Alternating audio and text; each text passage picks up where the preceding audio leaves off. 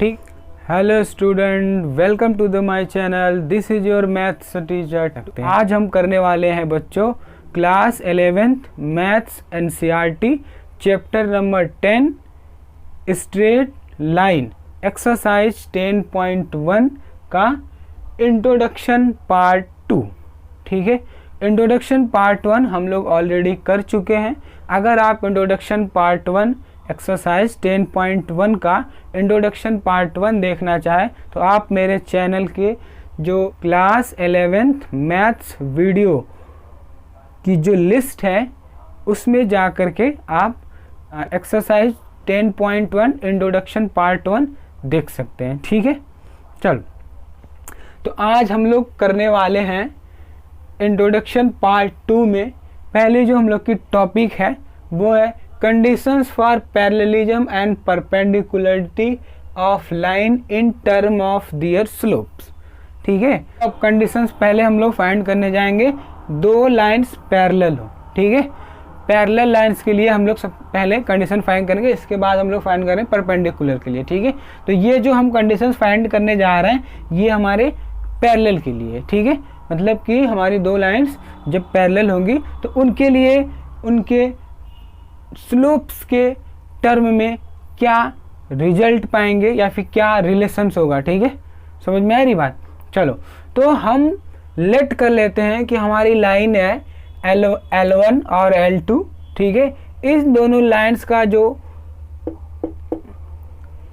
Angle of inclination है हम late कर ले रहे हैं। ठीक है, let line L1 and L2 and their angle of inclination भी अल्फा एंड बीटा रिस्पेक्टिवली। ठीक है, लाइन L1 का जो एंगल ऑफ इंक्लिनेशन है वो अल्फा है, लाइन L2 का जो एंगल ऑफ इंक्लिनेशन है वो बीटा है। Let L1 and L2 be two non vertical line with slope M1 and M2।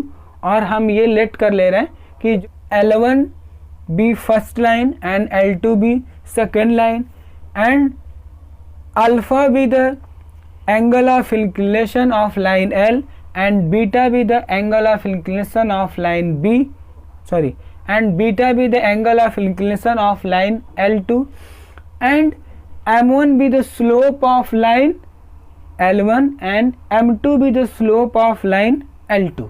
ठीक है, मतलब कि जो हम लेट किए हैं लेट लाइन L1, इस लाइन L1 का जो एंगल ऑफ इंक्लिनेशन है वो अल्फा है और लाइन L2 का जो एंगल ऑफ इंक्लिनेशन है वो बीटा है और लाइन L1 का जो स्लोप है वो M1 है और लाइन L2 का जो स्लोप है वो M2 है।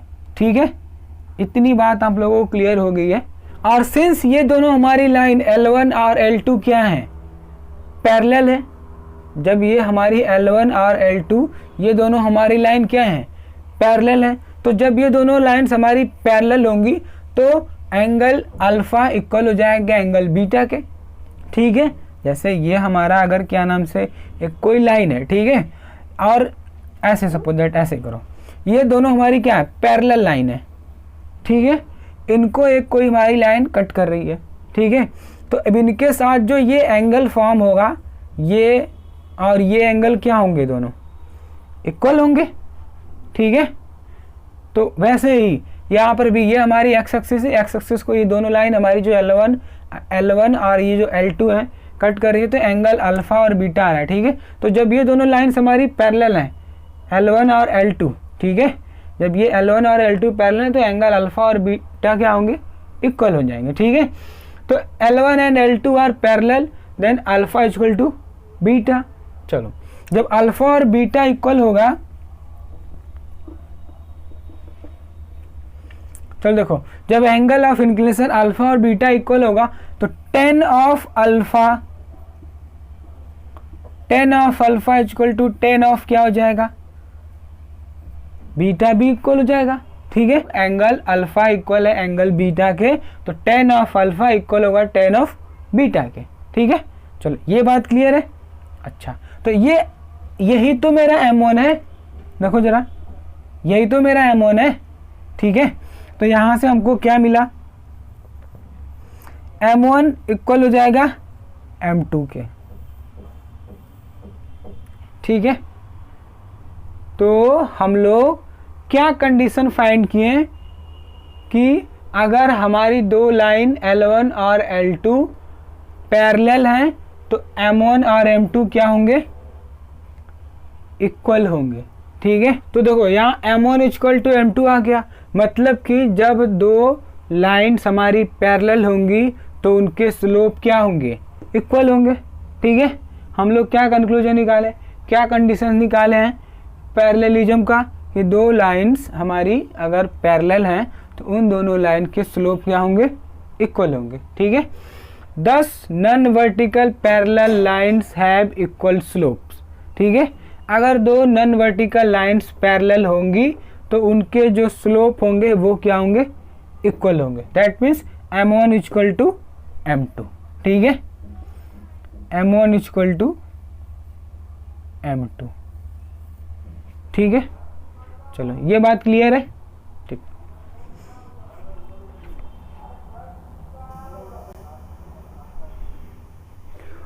चलो बच्चों देखो, अब हम इसका ना जो देखे ना M1 इक्वल टू M2 होगा, मतलब कि अगर जब दो हमारी लाइंस क्या हैं, पैरेलल हैं, तो उनके स्लोप क्या होंगे, इक्वल होंगे। ठीक है, अब हम इनका कन्वर्ज देखने जा रहे हैं, कन्वर्सली देखने जा रहे हैं। ठीक है, कन्वर्ज मतलब कि जब अगर हमारा M1 और M2 क्या होंगे, इक्वल होंगे, तब देखते हैं क्या होता है। ठीक है, मतलब कि अगर क्या हमारे जब M1 और M2 इक्वल होंगे तो क्या ये दोनों हमारे लाइंस क्या पैरेलल होंगी। ठीक है, करने जा रहे हैं। M1 हमारा क्या है 10 अल्फा है और M2 हमारा क्या है 10 बीटा है, और जब 10 अल्फा और 10 बीटा इक्वल होंगे तो हमारा अल्फा और बीटा भी क्या होगा, इक्वल होगा। ठीक है, तो हमारे अल्फा और बीटा भी क्या होंगे, इक्वल होंगे।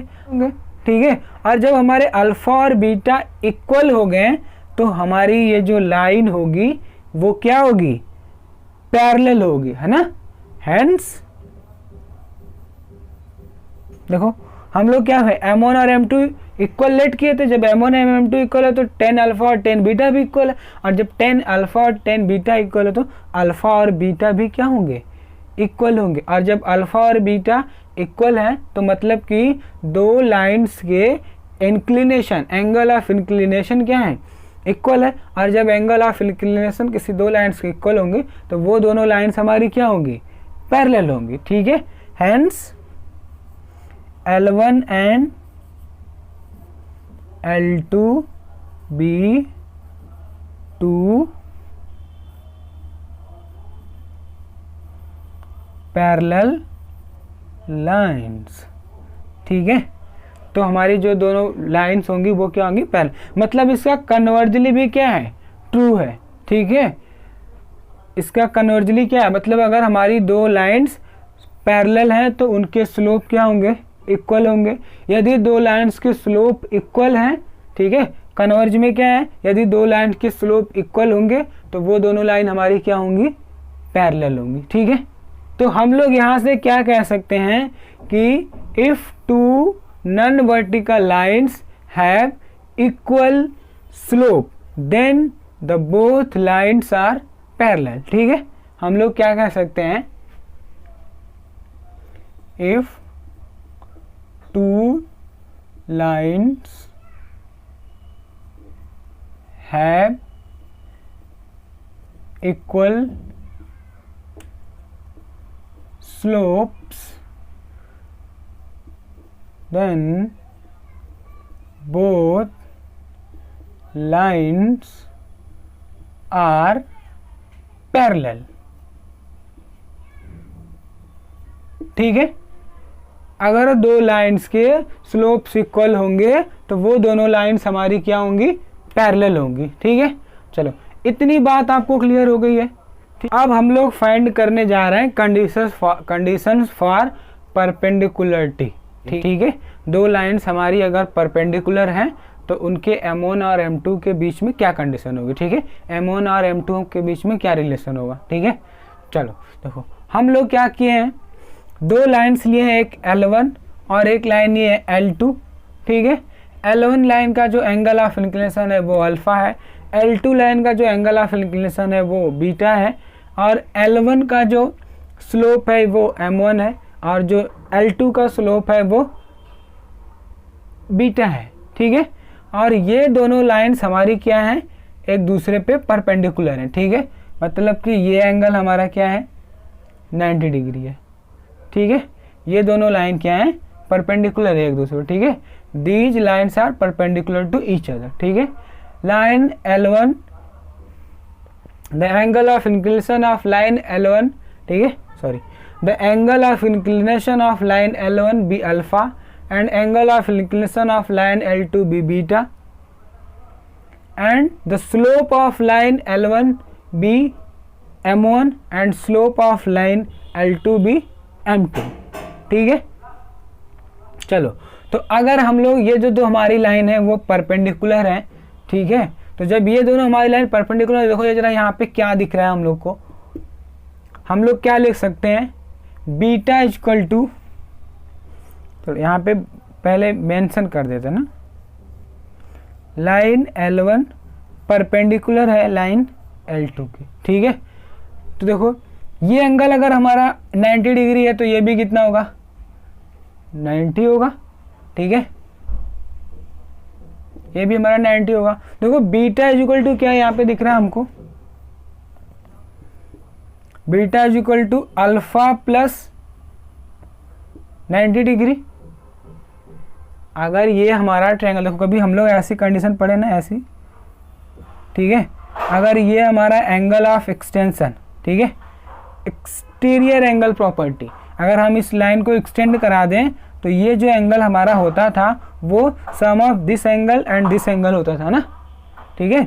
इसको हम लोग क्या बोलते थे, एक्सटीरियर एंगल प्रॉपर्टी, ठीक है। तो यहाँ पे भी देखो जो हमारा ये ट्रायंगल दिख रहा है, ठीक है, तो हमारा जो एंगल बीटा है वो क्या है, एक्सटीरियर है, बाहर है। तो मतलब एक्सटीरियर एंगल प्रॉपर्टी अगर यहाँ पे लगाओगे आप, तो beta is equal to alpha plus 90 degree पा जाओगे। tan of beta is equal to क्या हो जाएगा, tan ऑफ 90 प्लस अल्फा, ठीक है। और tan of beta is equal to tan 90 plus alpha is equal to कितना हो जाएगा, माइनस कॉट अल्फा ना, माइनस कॉट अल्फा होगा। और इसको हम लोग कैसे लिख सकते हैं,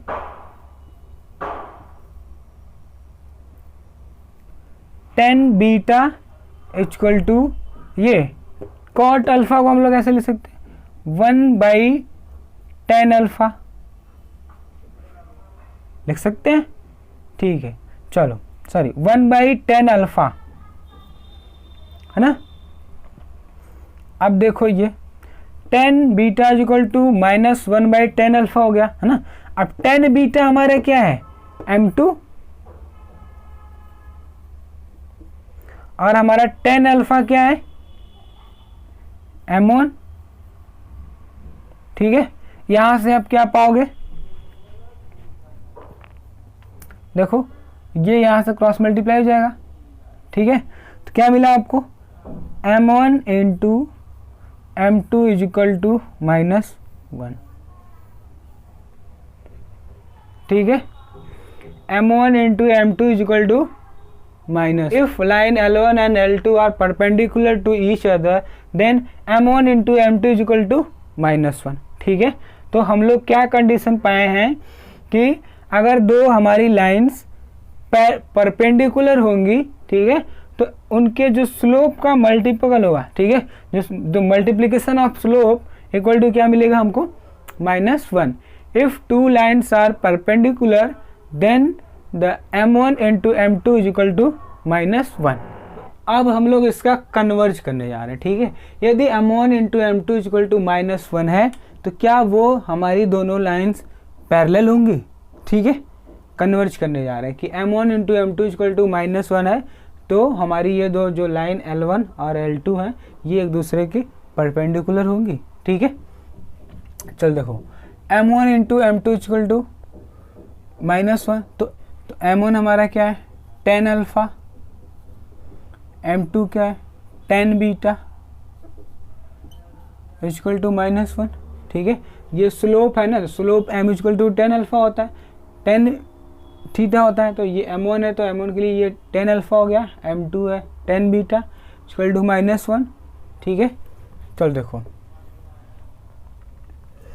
अब ये हमारा टेन अल्फा है और ये टेन बीटा है, तो tan beta is equal to क्या हो जाएगा, -10 अल्फा, ठीक है। यहाँ से 10 beta is equal to -cot alpha, ठीक है। तो यहाँ से 10 बीटा इज इक्वल टू, इसको हम लोग क्या लिख सकते हैं, इसको क्या लिख सकते हैं, -cot अल्फा को 10 90 प्लस अल्फा ना, ठीक है। इसको क्या लिख सकते हैं, -cot अल्फा को क्या लिख सकते हैं, 10 90 प्लस अल्फा। यहाँ से देखो क्या मिला हमको, beta is equal to alpha plus 90 degree, ठीक है। यहाँ से हम लोग क्या देख रहे हैं, ठीक है, कि जो हमारा अल्फ़ा और बीटा है वो डिफ़र कर रहे हैं कैसे, बाय 90 डिग्री। तो therefore alpha and beta differ by 90 degree, ठीक है। तो जब अल्फ़ा और बीटा हमारा 90 डिग्री से डिफ़र कर रहा है, देखो ये हमारा बीटा है और ये हमारा अल्फ़ा है, ठीक है। तो ये एंगल हमारा कितना है, 90 होगा, है ना, जब अल्फ़ा और बीटा हमारा डिफ़र कर रहा है 90 डिग्री का, ठीक है। तो देखो बीटा इज इक्वल टू क्या, alpha plus beta is equal to, इस फिगर से क्या होगा, अल्फ़ा प्लस 90, और यहाँ पे beta is equal alpha plus 90 दिख भी रहा है हमको, ठीक है। तो इस तरह से ये हमारी दोनों लाइन क्या हो गई, परपेंडिकुलर हो गई, ठीक है। और ये हमारा जो एंगल हो गया वो 90 डिग्री हो गया, ठीक है। 10 line L1 and L2 are perpendicular to each other, ठीक है।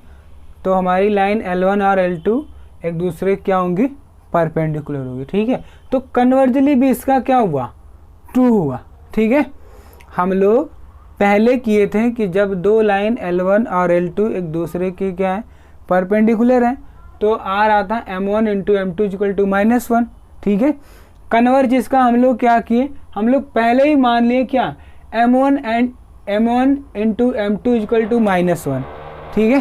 तो जब हम m1 और M2 इक्वल टू -1 लेट कर लिए, तो तब भी हमारी वो दोनों लाइंस क्या आ रही हैं, परपेंडिकुलर आ रही हैं, ठीक है। जब हम लोग लेट कर लिए, अब हम लोग लेट क्या कर लिए, कन्वर्जली में हम लोग क्या लेट किए हैं, if m1 and M2 equal to -1। तो जब if m1 and M2 equal to -1 हम लोग लेट किए, इस कंडीशन में भी हम लोग क्या पा रहे हैं, दोनों हमारी लाइंस क्या है, एक दूसरे के परपेंडिकुलर हैं, क्योंकि जो अल्फ़ा और बीटा वो डिफ़र कर रहे हैं कैसे, 90 डिग्री से, ठीक है। दैट्स वाई हमारे जो लाइन L1 और L2 है वो एक दूसरे क्या होंगी, परपेंडिकुलर होंगी, ठीक है।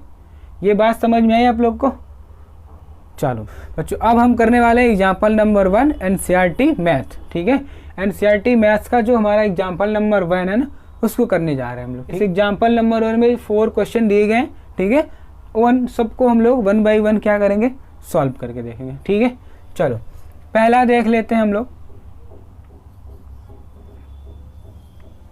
क्या बोला है, passing through the point 3 - 2 and 1 - 4, ठीक है। The slope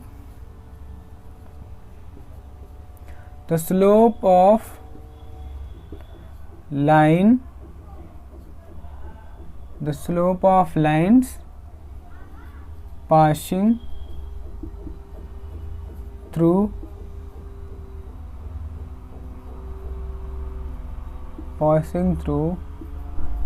points, कौन से पॉइंट से पास कर रहे हैं, -3 - 2 एंड 1 - 4, ठीक है। क्या हो जाएगा slope, m is equal to, देखो हम लोग क्या पढ़े हैं formula, m is equal to y2 - y1 upon x2 minus x1, ठीक है। जब हमारी लाइन कोई पास हो रही थी 2 पॉइंट से x1 y1 और x2 y2 से, ठीक है। तो उस केस में हमारा जो स्लोप आ रहा था लाइन का, ठीक है, हमारी लाइन जब 2 पॉइंट से पास हो रही थी, कौन से 2 पॉइंट्स, जब हमारी लाइन, हम लोग पढ़े थे इंट्रोडक्शन पार्ट 1 में कि जब हमारी कोई लाइन 2 पॉइंट से पास हो रही है जिसके कोऑर्डिनेट x1 y1 और x2 y2 हैं, तो उस केस में हमारा स्लोप ऑफ लाइन हो रहा था क्या, m equal to y2 minus y1 x2 minus x1, ठीक है। सिंपल वही फार्मूला है, उसी को अप्लाई करेंगे और आप आंसर पा जाए, ठीक है। जिसमें ये हमारा क्या है, x1 है, ये हमारा क्या है y1 है, ये हमारा क्या है x2 है और ये हमारा y2 है, ठीक है। चलो करते हैं फिर, y2 minus y1, y2 minus y1, y2 हमारा कितना है -4 और हमारा y1 कितना है -2, ठीक है, upon x2 minus x1, x2 हमारा कितना है 1, x1 कितना है 3, ये देखो हमारा क्या हो जाएगा -4, ये माइनस इंटू माइनस क्या हो जाएगा +2 और ये हमारा क्या देगा -2 प्लस -4 +2 क्या हो जाएगा -2 बाई -2, दैट मीन्स स्लोप क्या हमारा मिलेगा 1, ठीक है। ये बात आप लोग क्लियर है। स्लोप हमको क्या मिला, slope of line passing through point 3 -2 and 1 -4 हमको क्या मिला 1, ठीक है, क्लियर है। चलो अगर ये बात आपको समझ में आ गई है तो क्वेश्चन नंबर 2 करते हैं हम लोग, ठीक है। बी, कौन से पॉइंट से 3 -2 और 7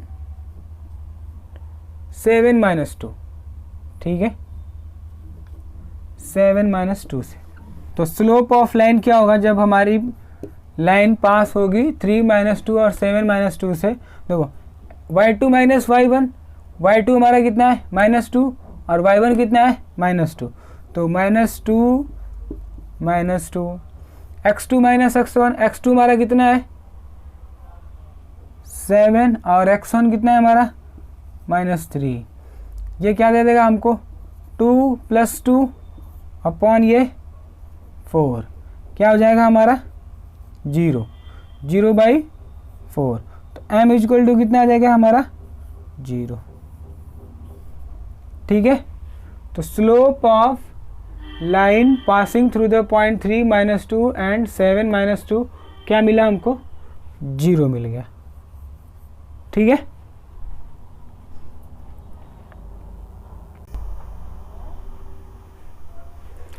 थर्ड क्वेश्चन क्या है हमारा, सी वाला, slope of line passing through the point, जो हमारा थर्ड क्वेश्चन, अब हम लोग थर्ड क्वेश्चन करने वाले हैं, मतलब कौन सा, सी वाला, ठीक है।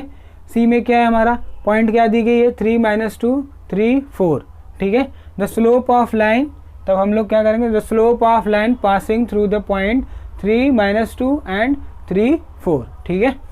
देखो तो स्लोप क्या हो जाएगा हमारा m equal to y2 minus y1, तो y2 हमारा क्या है 4 और y1 क्या है हमारा -2, तो 4 -2 और y2 माइनस y1, y2 हमारा x2 माइनस x1 क्या है x2 माइनस x1 3 -3,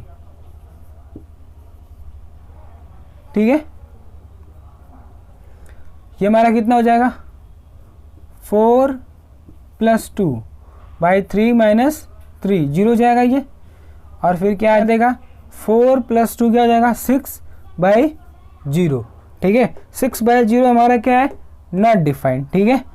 तो 6/0 हमारा क्या है नॉट डिफाइंड है, ठीक है। तो विच इज नॉट डिफाइंड,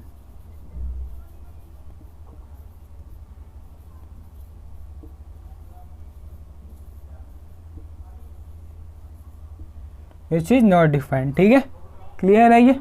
चलो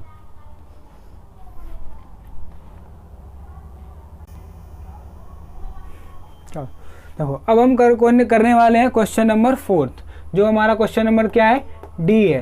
क्या ये क्वेश्चन हमारा, make inclination of theta with the positive direction of x axis. तो इसके लिए हमको क्या फाइंड करना है, स्लोप।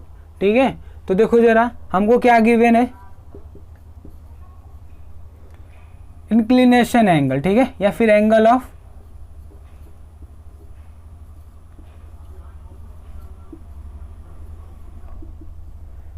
ऑफ इंक्लिनेशन दिया गया है। ठीक है, angle of inclination theta is equal to क्या दिया गया है हमको, 60 डिग्री। ठीक है, तो जो स्लोप होता है, the slope of line will be, slope of line क्या होगा, m is equal to tan theta. ठीक है, और टेन थीटा की वैल्यू की दिया गया हमको 60 दिया गया है। ठीक है, तो यहाँ से m is equal to 1060, m is equal to 1060 की वैल्यू कितनी होती है, √3 ना।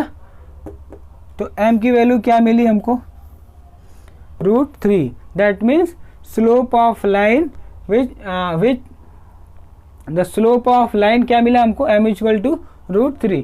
और जिस लाइन का हमको angle of inclination, that means angle of inclination, ठीक है, गिवन एंगल ऑफ इंक्लिनेशन हमको क्या दिया गया था, theta is equal to 60 degree. ठीक है, तो उस लाइन का स्लोप हमको क्या मिला, m इज इक्वल टू √3। ठीक है, चलो तो बच्चों आज के लिए बस इतना ही। ठीक है, वीडियो का हम लोग एंड करते हैं, हम लोग फिर मिलेंगे नेक्स्ट वीडियो में।